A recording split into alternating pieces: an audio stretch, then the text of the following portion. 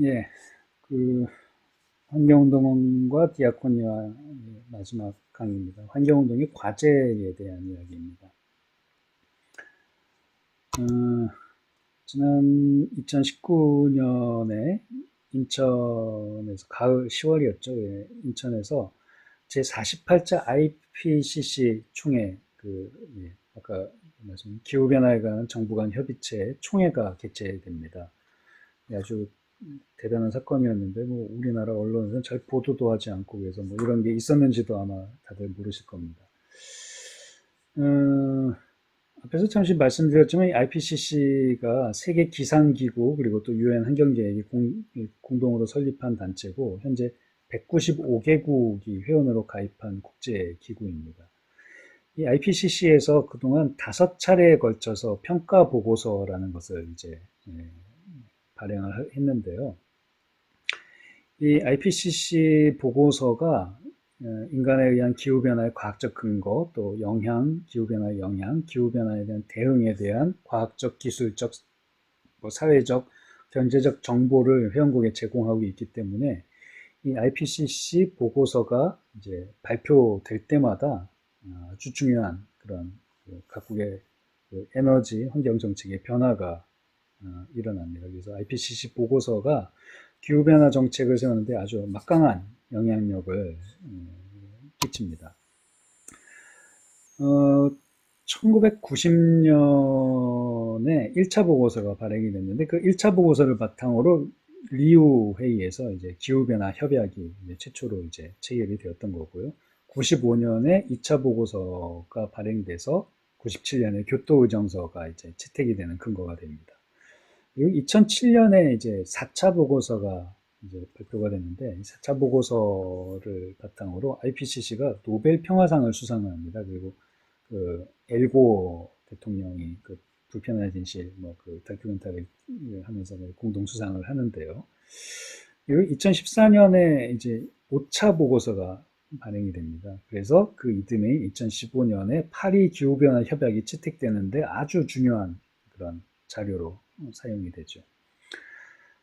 IPCC 6차 보고서가 언제 나오냐? 그것이 2022년, 그러니까 내후년입니다. 6차 보고서가 발행되는데 2019년 인천 총회에서 6차 보고서에 이제 그 일부가 될 중간 보고서 정도가 될 수 있는 1.5도 특별 보고서가 만장일치로 채택이 됩니다. 이 1.5도 특별 보고서가 정말 중요한 보고서인데요. 1.5도 특별 보고서는 그 산업화 이전에 비해 전 지구의 평균 온도가 1.5도 상승할 때 어떤 영향이 있느냐, 그리고 지구 온난화를 2100년까지 1.5도로 제한할 수 있는 온실가스 배출 시나리오가 어떤 것이냐를 이제 얘기를 하고 있습니다. 왜 1.5도 특별 보고서가 근데 나왔느냐? 배경을 좀 살펴보면 파리 기후 변화 협약을 맺을 때 논란이 됐던 부분이 있습니다. 뭐냐면 일부 좀 국가 정책 기반자들은 그 경제 같은 걸 또 중요하게 생각을 하니까 지구의 평균 기온 상승을 2도로 맞추자고 했고 오히려 이 환경운동이나 과학적으로 위해서는 1.5도를 넘어서면 안 된다라는 그런 주장을 펼칩니다. 그래서 그럼 1.5도가 맞는지 2도가 맞는지 한번 이후에 좀 더 연구를 해보자라고 파리 기후변화 협약을 체결을 해서 그간 연구를 해서 이제 1.5도 보고서가 나온 건데 뭐 지구 평균 기온 상승을 1.5도로 억제해야 된다는 과학적 연구 결과가 1.5도 보고서에 바로 이제 다 나타나게 된 겁니다. 지구 평균 기온이 2도로 상승했을 때는 그 해수면 상승이 일어나는데 해수면 상승으로 1.5도 상승에 비해서 1000만 명의 사람들이 더 피해를 본다라는 것입니다. 그리고 2도 상승의 경우 동식물의 서식지가 1.5도 상승에 비해서 더 절반 이상이 감소가 돼서 생태계의 그 위험성이 생태계의 그 생물 다양성의 위험성이 2배가 된다는 거죠. 그래서 매우 높은 위험 상태가 된다는 것이 2도 상승의 결과였습니다. 2도 상승이 되면 북극이 10년에 한 번꼴로 완전 해빙이 되고 해양 산호의 90%가 소멸하게 돼서 그 해양 생태계의 기반이 해양 산호이기 때문에 그 또 물고기를 먹고 살아가는 수억 명의 사람, 수많은 사람들, 그리고 또 이 기후변화로 인한 수억 명의 기후난민이 발생하게 될 것이다라는 것이 2도 기후 온난화 시나리오의 내용이었습니다. 근데 IPCC가 1.5도 상승일 때 뭐 그렇다고 뭐 괜찮은가? 그건 또 아닙니다. 지구 생태계의 변화도 1.5도 상승할 때도 엄청납니다. 뭐 매우 높은은 아니고 그냥 높은 위험 상태인데 이때 1.5도 상승일 때 2도일 때는 이제 더 이상 돌이킬 수 없는 그런 상황에 처하게 되기 때문에 2도 상승이면 3도, 4도, 5도 계속 이제 지속적으로 상승할 수 없다라는 것이고요. IPCC가 그 6도까지 상승할 수 있을 때 어떤 일이나 그 시나리오를 만들었었는데 뭐 6도 상승하면 이제 뭐 지구는 뭐 거의 대멸종 상태가 되는 거죠. 어쨌든 1.5도 이내로 제한할 때는 그래서 세계 각국이 파리 기후 변화 협약 때 이후에 제출한 그 자발적 온실가스 감축 계획보다 더 훨씬 강화된 그런 계획을 세울 때는 감축 계획을 세우면은 그나마 그 2도 상승일 때보다는 좀 적은 위험을 겪을 수 있다라는, 피할 수 있다라는 것입니다. 1.5도 특별보고서가 그래서 이야기하고 있는 내용이 뭐냐 하면 그 지구 온난화가 현재 속도로 진행되면은 10년 뒤 2030년부터 2050년 사이에 지구 평균 기온의 상승이 1.5도를 넘어설 것으로 예측을 하고 있습니다. 때문에 평균 기온 상승을 앞으로 2100년까지 1.5도 이내로 막기 위해서는 2030년까지 현재 배출하고 있는 온실가스의 45%를 감축해야 되고 2010년 대비 45년을 감축해야 하고 그리고 대기 중에 배출되어 있는 이산화탄소 1조 톤을 이제 포집을 해서 이게 흡수를 해야 되고 뭐 숲을 많이 뭐 조성을 하든지 아니면 과학적인 기술로 포집을 하든지 좀 그렇게 해야 되고 그리고 2050년에는 더 이상의 이산화탄소를 배출이 없는 넷제로 상태가 되어야 된다라고 권고를 합니다. 아까도 말씀드렸지만 현실이 참 암울합니다. 1.5도 특별 보고서가 발표됐는데도 불구하고 미국 정부가 뭐 기후변화 협정을 탈퇴했습니다. 근데 미국 정부가 탈퇴한 그 시점을 보면은 이게 뭐 정말 치밀하게 계획을 해서 그 협정에 가입을 하면은 일정 기간 시간이 지나야 탈퇴를 할 수 있는데 그 일정 기간 시간이 지난 그 바로 그날 미국이 우리는 기후변화 협약으로부터 떠나겠다, 겟아웃하겠다라는 그런 발표를 트럼프가 했던 거죠. 우리나라도 뭐 그렇습니다. 이렇게 남 얘기할 처지가 아닙니다. 뭐 2018년이면 부랴부랴 탈핵 에너지 전환 3020 정책이라는 것을 만들어서 발표를 합니다. 근데 이 3020 정책이 요새 도대체 어디로 갔는지 모르겠어요. 2030년까지 재생에너지 비율을 20%로 높인다는 건데 우리나라의 재생에너지 비율은 OECD 국가 중에 거의 꼴찌입니다.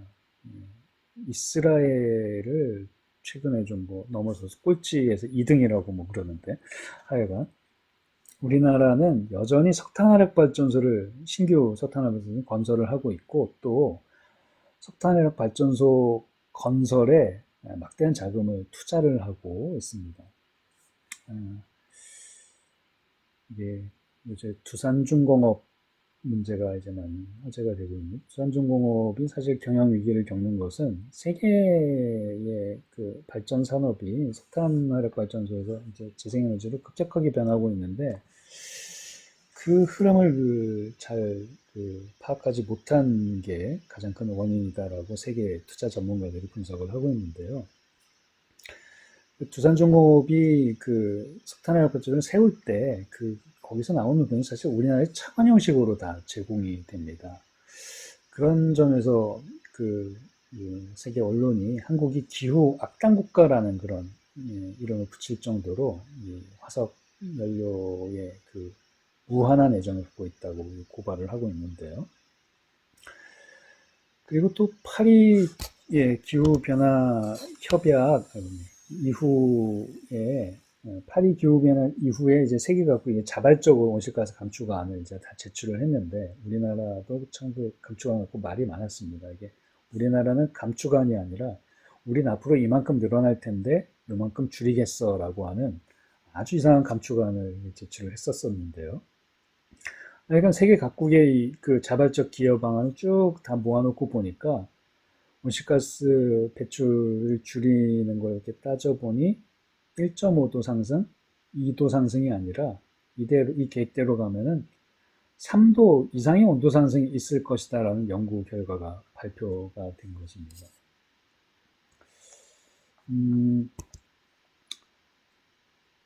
과연 우리 인류가 기후 변화로부터 지구를 회복할 수 있을까라는 그런 물음이 이제 늦은 거 아닌가라는 생각이 들 수밖에 없는데 1.5도 보고서가 약간 희망을 제시를 해줍니다.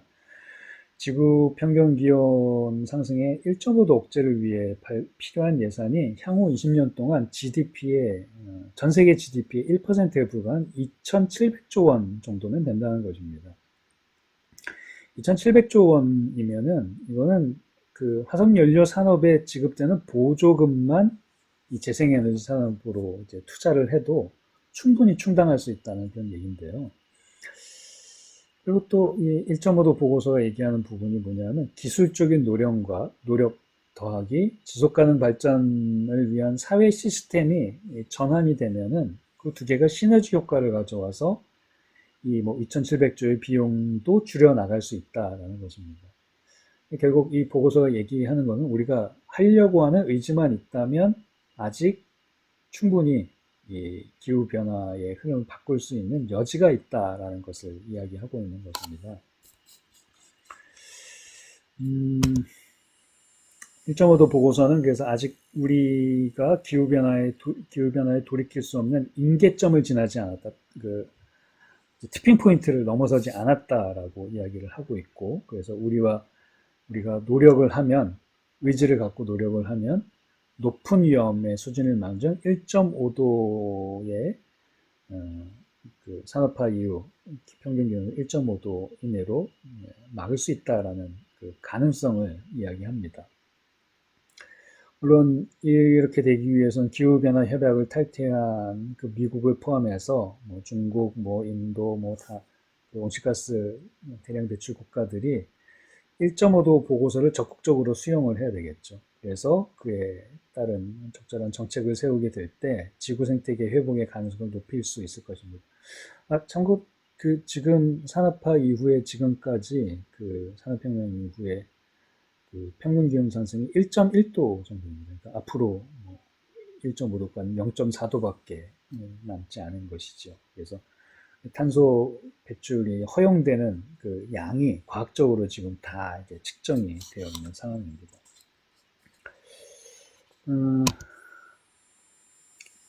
근데 이게 뭐 희망만 가지고 이게 될 일이 아니죠. 그래서 때문에 지금 전 세계 시민사회가 정부가 기후변화를 시급하고 심각한 문제로 좀 인식을 하고 기후위기 비상사태를 선언하라고 촉구를 하고 있습니다. 그래서 기후위기 비상행동 집회를 전 세계 곳곳에서 이어가고 있는데요. 작년 9월에, 2019년 9월에는 전 세계 150여 개 나라의 400만 명 가까운 시민들이 참여한 기후 국제 파업이 있었습니다.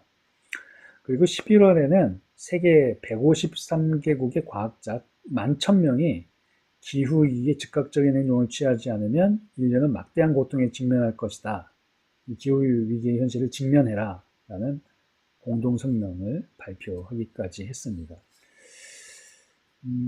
뭐, WCC에서도 그 성명서가 발표되어서 저희 기독교 환경운동연대 홈페이지에 게재를 하고 있는데요.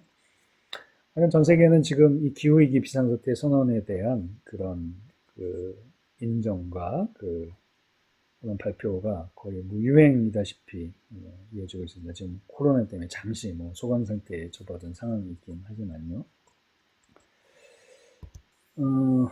이러한 변화의 목소리에 힘입어서 이미 많은 국가와 지자체들이 기후위기 비상사태를 선언하고 있습니다. 유럽 의회가 이미 선포를 했고, 아르헨티나, 캐나다, 그리고 또 뉴욕시, 시드니시, 또 우리나라 충청남도 당진시가 전 세계 1200개 국가와 지방정부가 이미 기후위기 비상사태를 선포하고 있습니다.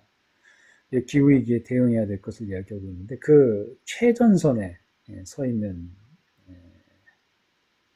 사람이 바로 그 살림의 그레타 툰베리입니다. 관심만으로 부족하다 라는 이야기를 이제 하는 건데요. 스웨덴의 청소년 환경운동가입니다. 툰베리는 15살 때부터 이제 집에서 공부를 하다 보니까 사람들이 기후위기가 이렇게 심각한데 왜 정부가 아무런 대책을 내놓고 있지 않지? 정치인들이 뭐 하는 거지? 그러면서 학교를 가지 않고 그 국회 앞에서 피켓 그 손으로 만든 그 골판지에 막 기후위기 대책을 세워라라는 그런 시위를 하면서부터 이 친구가 유명해졌는데요. 그레타 툰베리가 그래서 유엔 환경회의에 가서 작년 2019년에 그 트럼프가 이제 트럼프 째려보는 사진을 보여줬죠. 트럼프를 향해서 이야기를 한 겁니다. 여러분들이 미래 세대를 실망시킨다면 우리는 결코 여러분을 용서하지 않을 것이다 라는 미래 세대의 그 간절한 외침을 정말 분노에 찬 목소리로 이야기합니다. 그 연설을 좀 잊을 수가 없습니다. 그레타 툰베리 지금도 살림에 있지만 눈을 마주치지 못할 정도로 정말 미래 세대를 위해서 우리가 할 수 있는 일이 정말 이제는 우리가 다 목숨 걸고 나설 수밖에 없구나라는 생각을 하게 되는 상황입니다. 과연 이 상황에서 교회가 어떤 역할을 할 수 있을 것인가라는 것입니다. 디아코니아도 결국 그 기독교와 교회를 바탕으로 이제 시작된 그 사회 운동이라고 생각을 한다면은 교회가 기독교가 어떤 역할을 하고 있는 이게 디아코니아가 어떤 관점으로 환경운동을 바라볼 것인가에 대한 또 중요한 생각이 되지 않을까 싶은데요. 한 가지는 지금 교회가 하고 있는 모습이죠. 침몰을 하고 있는 타이타닉에서 악사들이 배가 침몰한 순간까지 연주를 했던 것처럼 기후변화의 불구덩이로 우리가 점점 접어들고 있으면서도 마지막까지 아름다운 찬송을 천국을 노래하는 것으로 우리가 만족해야 하느냐라는 것입니다.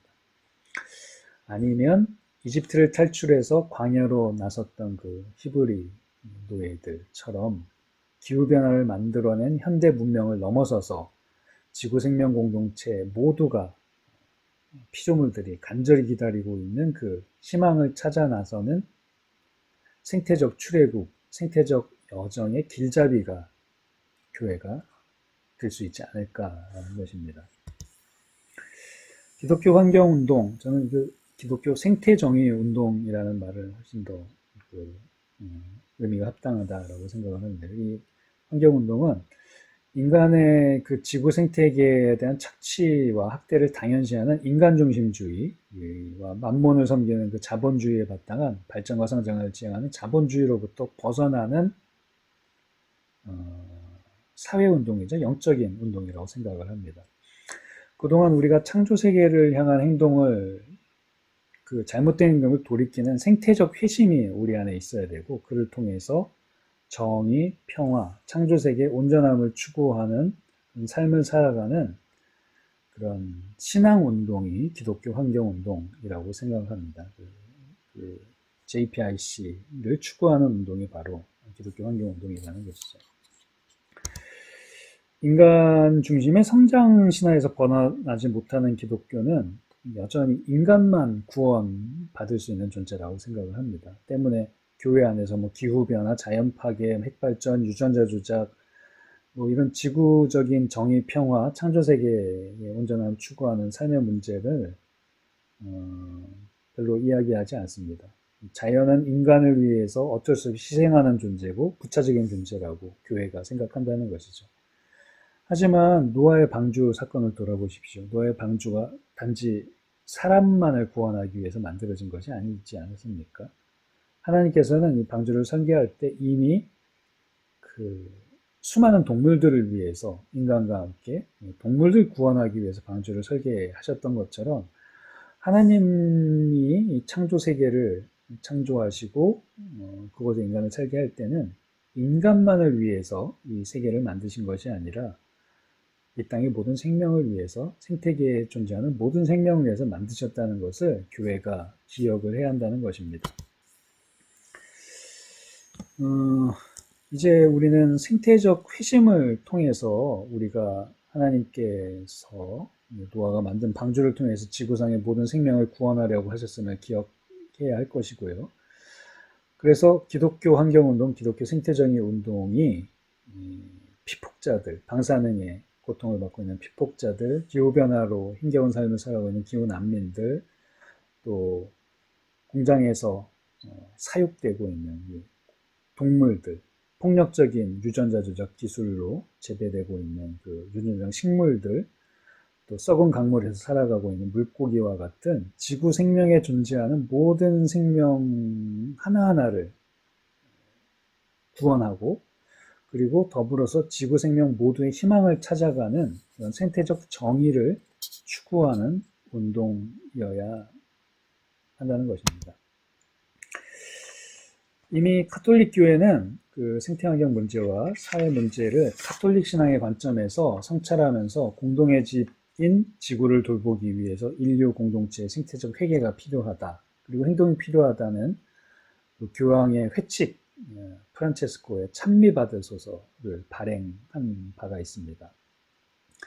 또한 정교회는 지구적인 환경 문제에 대해서 적극적으로 개입해서 그 총대주교인 바르톨로메오스 1세가 녹색 총대주교라고 불릴 정도로 세계적인 환경운동을 어떤 리더로서 전 세계 여론을 이끌어가고 있는 현실입니다. 자, 그럼 이제 개신교 교회, 우리 기독교는 어떤 변화가 있어야 될까요? 저는 이제 교회는, 기독교의 교회는 정의와 평화와 창조세계의 온전함을 지키기 위한 선교적 사명을 수행하는 녹색 교회가 되어야 된다고 주장을 합니다. 교회가 생태적 회심을 이제 체험하고 고백하는, 그래서 창조세계의 온전성을 회복하는 생태정의의 삶을 경험하고 체험하고 배우고 익히고 나누는 지구를 위한 구원의 방주가 되어야 된다라고 생각을 합니다. 교회가 우리의 지구가 하나님께서 창조하신 생명들의 상호 의존적으로 살아가는 것을 체험하는 생명의 공동체가 되어야 한다는 것입니다. 아울러서 교회가 이 사회를 향해서 생태적 위기에 적극적으로 대처할 수 있도록 지혜와 마음을 모아서 세상의 빛과 소금의 역할을 해야 할 것입니다. 환경운동과 디아코니아라는 주제에 이제 제 이야기가 좀 적절한 이야기였는지 잘 모르겠지만 정말 환경운동은 사실 기독교의 그리고 또 우리 인간 문명의 그 어떤 중대한 전환을 가져오는 운동이어야 된다고 생각합니다. 그래서 생태적인 그 대전환이 우리에게 있자면은 우리 인류에게는 희망이 없고 지금 사진에 나와 있는 미래 세대가 경험할 지구의 모습은 정말 처참한 모습이 될 수밖에 없다고 생각합니다. 기독교 환경운동 연대는 사실 한국의 그 가장 최초의 환경단체입니다. 기독교 환경운동연대를 모태로 지금 사회에 많은 환경운동단체들이 사실은 이제 만들어졌고, 그래서 저는 기독교 환경운동연대야말로 디아코니아 운동의 또 전형이 아닐까 생각을 합니다. 에큐메니칼 정신을 가지고 교회와 협력하면서 사회 안에서 그 기독교 정신을 바탕으로 환경을 하고 있는 이 기독교 환경운동연대가 예, 그 환경운동을, 기독교 환경운동을 여러분들 좀 관심 갖고 많이 살펴봐 주시고, 이따가 또 대화를 나누는 시간에 궁금한 것이 있으면 언제든지 물어봐 주시기 바랍니다. 그리고 또 기독교 환경운동연대가 이제 기독교 기후위기 비상행동을 조직해서 이 기후위기 운동에 적극적으로 대응을 하려고 하고 있는데, 이 디아코니아 아카데미에 함께 하시는 여러분들도 많은 관심 가져주시고 또 참여와 기도를 부탁드립니다. 긴 시간 그, 이야기를 들어주시느라 감사했고요. 그리고 또 궁금하신 점이나 또 조언을 주실 점들, 또 저희 기독교 환경운동연대에 함께하고 싶은 분들은 언제든지 기독교 환경운동연대로 연락 주시고 또 개인적으로 또 저한테 또 연락을 주셔도 좋을 것 같습니다. 네, 감사합니다.